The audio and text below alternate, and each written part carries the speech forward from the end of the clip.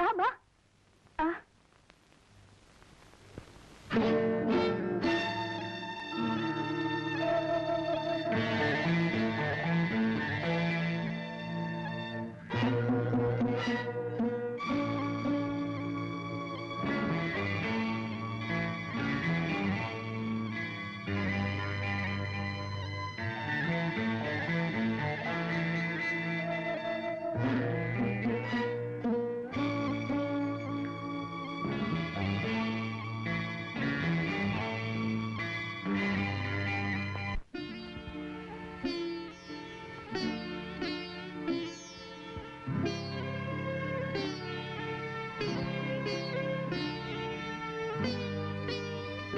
മോൾ നാളെ മുതൽ തനിയെ പോയച്ചാ മതി.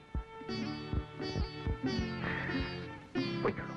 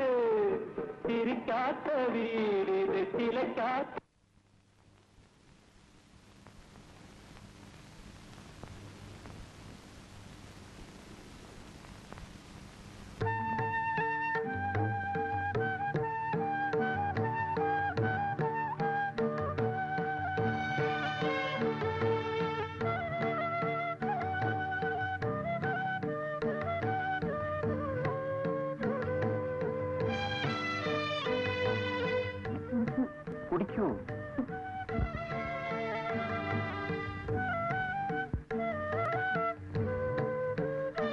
പ്രഭയ്ക്കറിയാമല്ലോ, സാമാന്യം ഭംഗിയായി തന്നെ ജീവിക്കാനുള്ള ചുറ്റുപാടുകൾ എനിക്കുണ്ട്. ഒരിക്കലും ഒരു ജോലിയുടെ ചട്ടക്കൂട്ടിൽ ഒതുങ്ങിക്കഴിയാൻ എനിക്കാവില്ല. എന്റെ മനസ്സ് നിറയെ സംഗീതമാണ്.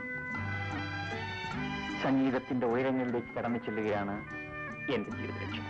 അതുകൊണ്ടാണോ ഈ പ്രായം വരെ വിവാഹം വേണ്ടെന്ന് വെച്ചത്? ഇതുവരെ വിവാഹമേ വേണ്ടെന്ന് വെച്ചിരുന്നത് സംഗീതത്തെ പോലെ തന്നെ ഞാൻ സ്നേഹിക്കുന്ന എന്റെ അനുജനെയും അനുജത്തെയും നോക്കാനായി. അവർ കാര്യപ്രാപ്തിയുള്ളവരായപ്പോ എന്നെ വിവാഹം കഴിക്കാൻ വന്നു. അങ്ങനെ ഞാൻ പെണ്ണ് കാണാൻ വന്നു. പെണ്ണിനെ കണ്ടപ്പോ തോന്നി കെട്ടിയാലെന്തെന്ന്. കെട്ടി. ആട്ടെ, പ്രഭ എന്താ ഇതുവരെ വിവാഹം കഴിക്കാതിരുന്നത്? എനിക്കതിന് വലിയ പ്രായമൊന്നുമില്ലല്ലോ. അതിവിടെ വിവാഹത്തിനു മുമ്പ് എല്ലാ പെണ്ണുങ്ങളും പ്രായം കുറച്ചു പറയും. ഇനി തുറന്നു പറഞ്ഞാൽ എന്താ? എത്ര വയസ്സാ കുറച്ച് പറഞ്ഞത്? പറയൂ. അത് പോട്ടെ. പ്രഭയ്ക്ക് പാട്ടിഷ്ടമാണോ? എന്റെ പാട്ടിഷ്ടമാണ്. അതിന് പ്രഭ എന്റെ പാട്ട് കേട്ടിട്ടില്ലല്ലോ, പിന്നെ ഇഷ്ടമാണെന്ന് പറഞ്ഞത്? ഇനി എനിക്ക് കേൾക്കാമല്ലോ. ഇഷ്ടം പോലെ. ഞാനൊരു വലിയ ഗായകനാകുന്നത് പ്രഭയ്ക്ക് ഇഷ്ടമല്ല. നാളെ ലോകം മുഴുവൻ എന്റെ പാട്ട് കേട്ട് പൂരിത്തെ എല്ലാവരും എന്നെ ആരാധിക്കും. ഞാനൊരു മ്യൂസിക് ഡയറക്ടർ ആകുന്നതാണോ അതോ ഒരു ഗായകനാകുന്നതാണോ? ഏതാണ് പ്രഭയ്ക്ക് ഇഷ്ടം? അങ്ങനെ ഏതിഷ്ടവും എന്റെ ഇഷ്ടമാണ്. എങ്കിലേ എനിക്കിപ്പോ വേറൊരു ഇഷ്ടമുണ്ട്.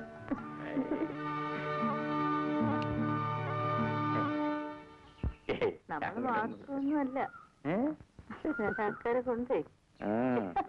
നിനക്ക് തോന്നുന്നു. നമുക്ക് ഇവിടെ ഇരിക്കാം.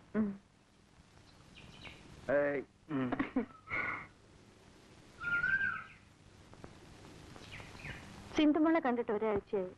നാളെ നമുക്കൊന്ന് പോകാം. നിനക്ക് ഡ്യൂട്ടിക്ക് പോകണ്ടേ? സാരമില്ല, ഞാൻ അവധി എടുക്കാം. ശരി, രാവിലെ തന്നെ നമുക്ക് പുറപ്പെടാം. ശരി. അയ്യോ, ദേ എന്റെ ഹോസ്പിറ്റലിൽ ഒരു നേഴ്സാ, ഞാനൊന്ന് കണ്ടിട്ട് വരാം.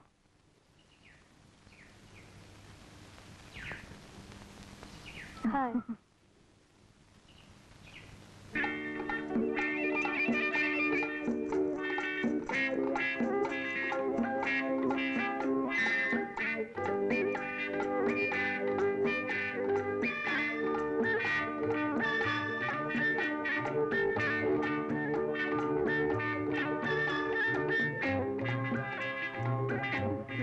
ഓ, ഹണിമൂൺ ആഘോഷിക്കാൻ നന്നായിരിക്കല്ലേ? എന്തോടെ?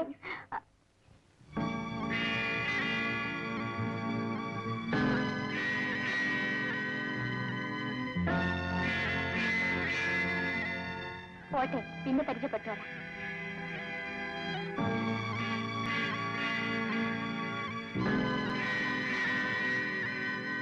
ആ 5:30 മണിക്കാ ഫസ്റ്റ് ബസ്. സിന്ധു മോളെ കാണാൻ നമുക്ക് ആ ബസ്സിൽ അങ്ങ് പോയേക്കാം. നമുക്കോ? ഒറ്റയ്ക്കങ്ങ് പോയച്ചാ മതി. അതെന്താ പ്രഭേ, നീയല്ലേ അവളെ കാണണമെന്ന് പറഞ്ഞത്? കൂടെ വരാൻ വേറൊരുത്തി ഉണ്ടല്ലോ, ആ പാർക്ക് വെച്ച് കണ്ടില്ലേ? അവളെ വിളിച്ചോണ്ട് പോയാ മതി കൂട്ടിന്. അയ്യോ, അവൾ ആരാണെന്ന് പോലും എനിക്കറിയില്ല. ഞാൻ ആഹാ, അറിയായിരുന്നെങ്കിലും വിളിച്ചോണ്ട് പോയാനല്ലേ? അയ്യോ, ഞാൻ വരുന്നുണ്ട് കലിയോ. നോക്കി നിൽക്ക്. എന്റെ കൺമുമ്പ് വെച്ച് ഇങ്ങനെയാണെങ്കിൽ ഞാനില്ലാത്തപ്പോ എന്തായിരിക്കും നിങ്ങളുടെ അവസ്ഥ? എന്റെ തലവിധി. പ്രഭേ, എന്റെ മനസ്സിൽ നിനക്കല്ലാതെ മറ്റൊരു പെണ്ണിനും സ്ഥാനമില്ല, ഒരിക്കലും ഉണ്ടായിരിക്കുമില്ല. പ്രഭേ, ദയവ് ചെയ്ത് നിന്നെ വിശ്വസിക്കും. ഈ ജീവിതകാലത്തിൽ ഒരിക്കലും ഞാൻ നിന്നോട് കള്ളം പറയൂ. മനസ്സുകൊണ്ട് പോലും നിന്നോടൊരു തെറ്റും ഞാൻ ചെയ്തിട്ടില്ല.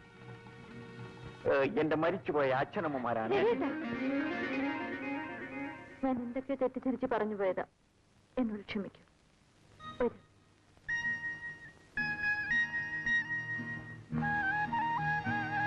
പൊന്നും കുടത്തിന് പൊട്ടു വേണ്ടെന്ന് പറഞ്ഞവന് ഒരു സൗന്ദര്യബോധവുമില്ല.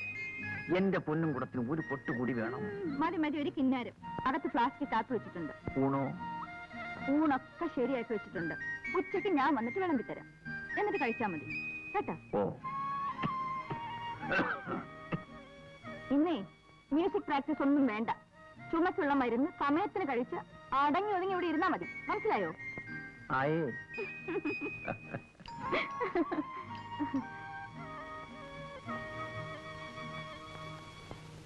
നമസ്കാരം. നമസ്കാരം. ഓ, വന്നാട്ടെ വന്നാട്ടെ, അങ്ങോട്ടിരുന്നാട്ടെ. ഞങ്ങള് ഈ പരിസരത്തൊക്കെ തന്നെ ഉള്ളവരാ, പരിചയപ്പെട്ടിട്ടില്ലെന്നേ ഉള്ളൂ. കേട്ടിട്ടുണ്ട്. ഞങ്ങൾ ക്ഷേത്രത്തിന്റെ ഭാരവാഹികളാ. ഞാൻ സെക്രട്ടറി, ഗജാൻജി പ്രസിഡന്റ്.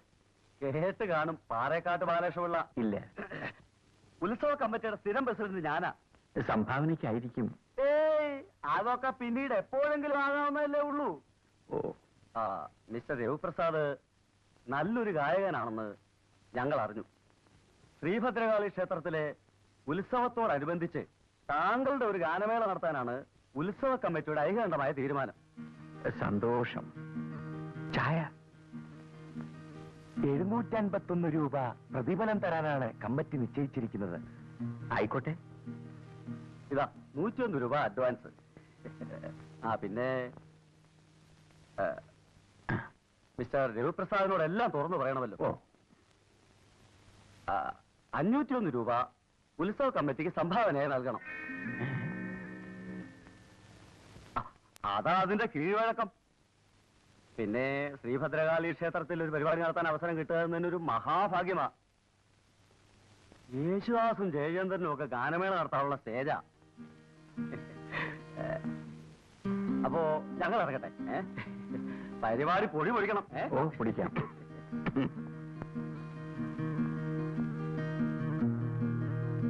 നിങ്ങൾ എന്തിനീ പരിപാടി നടത്താമെന്ന് ഏറ്റത്? അഡ്വാൻസ് കൂടി തിരിച്ചു കൊടുക്കാൻ പാടില്ലായിരുന്നു. ഓട്ടെ പ്രഭേ, കയ്യിൽ നൽപ്പൻ ചിലവായാലും നല്ലൊരു സ്റ്റേജാ കിട്ടിയിരിക്കുന്നത്. നീ നോക്കിക്കോ, ഞാൻ ഒരു കലക്കം. ഇപ്പോഴേ തുടങ്ങിയല്ലോ ചുമ.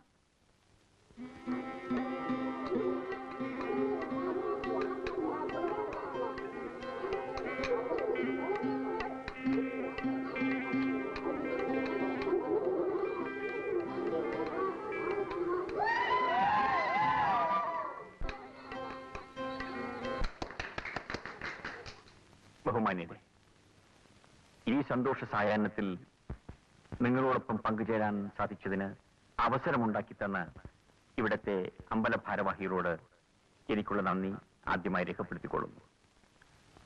ഈ ഗാനം ഞാൻ സ്വന്തമായി എഴുതി ട്യൂൺ ചെയ്ത ഒന്നാണ്. നിങ്ങളുടെ എല്ലാം അനുഗ്രഹ ആശിസ്സുകളോടെ ഞാൻ എന്റെ പാട്ട് ആരംഭിക്കുകയാണ്.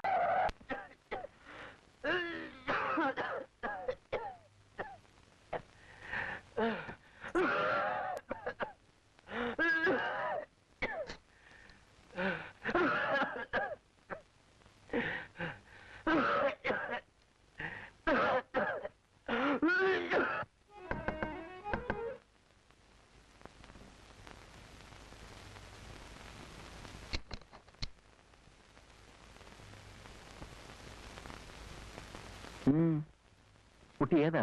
ഞാൻ അപ്പുറത്തെ വീട്ടിലെയാ. സുജാതി എന്നാ പേര്. എന്ത് വേണം? ഞാൻ ചേട്ടന്റെ ഗാനമേള കേൾക്കാനുണ്ടായിരുന്നു. ഓ, എത്ര നന്നായി പാടി തുടങ്ങിയതാ, കഷ്ടമായി പോയി. എന്ത് ചെയ്യാൻ സുജാതി, ആ നശിച്ച ചുമ. ചേട്ടന്റെ പാട്ട് എനിക്ക് എന്ത് ഇഷ്ടമാണെന്നോ. സുജാതി എന്റെ പാട്ട് കേട്ടിട്ടുണ്ടോ? പിന്നെ ചേട്ടൻ ഇവിടെ ഇരുന്ന് പാടുന്നത് ഞാൻ എത്ര വട്ടം കേട്ടിട്ടുണ്ടെന്നോ. ഞാൻ പറഞ്ഞിട്ടാ അച്ഛൻ ഇവിടെ വന്ന് ചേട്ടന്റെ ഗാനമേള ബുക്ക് ചെയ്തത്. ആ ജുബ്ബയിട്ട് വന്നില്ലേ, അതാ എന്റെ അച്ഛൻ. ഓ, മനസ്സിലായി. ഉത്സവ കമ്മിറ്റിയുടെ സ്ഥിരം പ്രസിഡന്റ്. അതെ. ആ, ചേട്ടാ, അന്ന് ഗാനമേളയ്ക്ക് പാടിയ പാട്ട് ഒന്ന് പാടാമോ? അതിനെന്താ? എങ്കിലും ഒന്ന് പാടൂ. സുജാത അല്പം കഴിഞ്ഞു വരൂ. പ്രഭ അപ്പോഴേക്കും ഇവിടെ വരും. എന്നിട്ട് ഞാൻ പാടാം.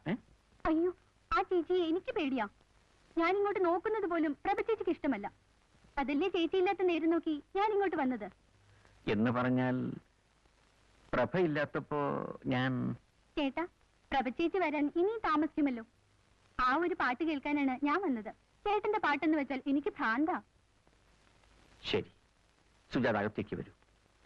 സംഗീതത്തെ സ്നേഹിക്കുന്ന ആരെയും ഞാൻ നിരാശപ്പെടുത്താറില്ല. വന്നാട്ടെ.